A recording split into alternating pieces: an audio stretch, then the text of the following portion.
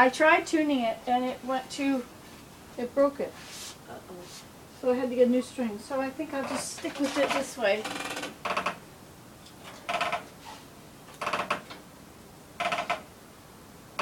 I'm so blessed to have found this. It's a Cremona, made in 2007, made in China. It's pretty violin.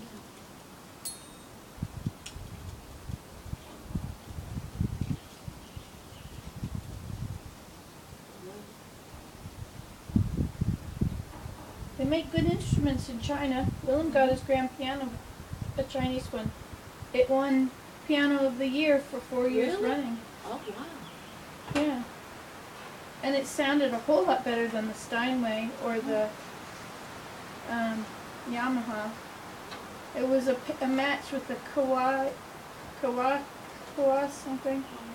Kawasaki or something. I think that was the one that was the same as. But I liked it. Had really nice soft notes. It's beautiful piano. Sounds great. And with that hole in the wall, right into our bedroom from the living room, it's so easy to hear it now. And I can say clap, clap, clap, clap, clap, clap, and he says thank you, thank you. I try and say that after every time he plays something. He's amazing, but I don't really notice it because it's the background music in my life, right?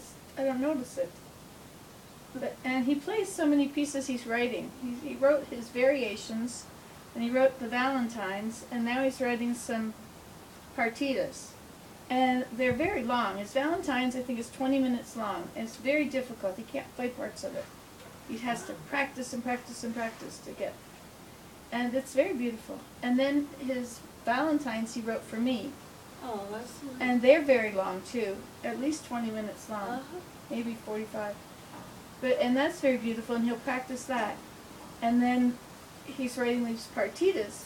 And so he's practicing the Valentines and the partitas, and I record a lot of what he plays, but I can't record what he's written until it's copyrighted. Oh, my word. Because I don't want, Somebody YouTube to steal it. Yeah. But actually, part of the copyright thing of YouTube might be that if you put it up, they own it. I don't know. I didn't read the fine print. But it's probably in there. Anyway, so, maybe not. But anyway, so I have a hard time telling which piece he's playing now. Because he plays them all so many times. And he's practicing Bach at the same time. And so this Bach piece, I really like it. It's number 5 or something.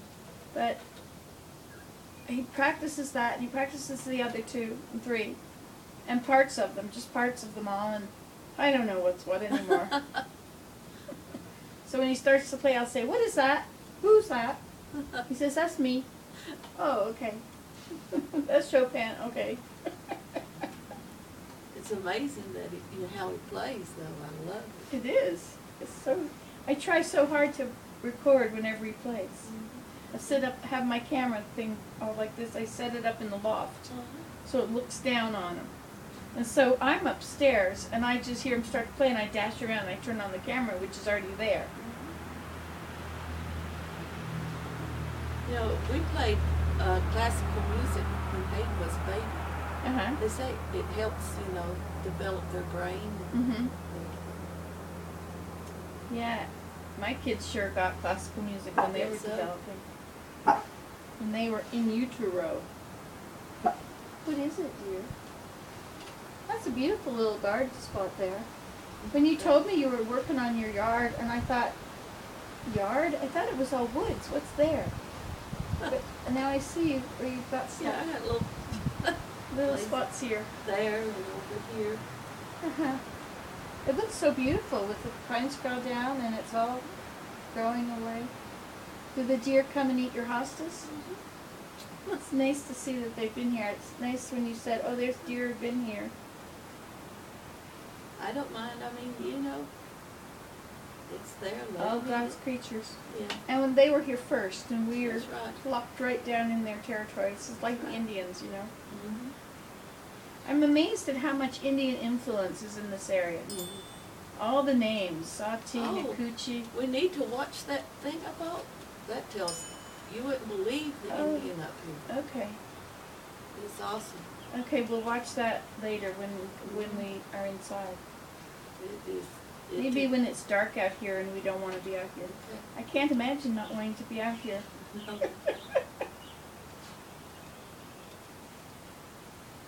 So amazing. But, I mean, knowing you is such a blessing. And this is echoey, which is another blessing. And both of them at the same time. I mean, that's just unheard of. I wish I'd met you when I was young. I know, I thought of that. We could have done We would have had a lot of fun. Right, you'd have come with me to the mountains and gone hiking on the Appalachian. Yes. I would have done, I love stuff like that. I used to Walter Reed Hospital in Washington. That's about the only time I ever got to play in the woods. It was when Daddy would be in Walter Reed and Mom would have to be at home with the kids, so I would stay down there with Daddy. And I could go out. Back then, in the late 50s and stuff, kids didn't have to worry about it. We never did. So No, I never did. there were woods all around Walter Reed, and they had little benches and stuff and little gazebos and all. I would play for hours down there pretending I lived in the woods. I would pretend I lived in the woods. Did you? Oh, see? Oh, always. I'd go in the woods and I'd sit down there by the river and I'd pretend I lived there. Yeah, that's what I'd do. And I made a garden down there. And I'd tell Daddy, I'd say, I'd tell him, when I get older, I get married, I'm going to live in the woods. And he'd say, okay, in the woods, that's what you want. And I said, Well, when he came back, the house down in Gainesville is in the woods. And we got woods all around it. So when first time he came, we sitting out back. I said, see, Daddy, I live in the woods. He said, yeah, I remember you always saying that. Gonna live in the woods. I was so happy. Kate and I and Tracy, we would spend a whole day just walking in the woods. We'd fix a lunch. I know. I would write on the blackboard in my mother's house, gone to the river. Down at the river. Down at the river is what I would write, Nancy. And every day, they never wondered where I was. When they wanted me, they'd come out and they'd ring the bell. Ring, ring, ring, and the whole neighborhood knew. Kenyon, we gotta go home. That was fun. There's nothing to do inside. Watch TV or something. I didn't want to be inside. My friend Becky across the road was adopted. And so we'd go over there and I wanted to play orphanage. All three of those kids were adopted together. Oh my. So I wanted to play orphanage and their mother did not like me. So the back porch was the orphanage. Oh, me. Oh. It was the bane of her existence. I was always grounded from her house. I was grounded from Smith's. I had to go home.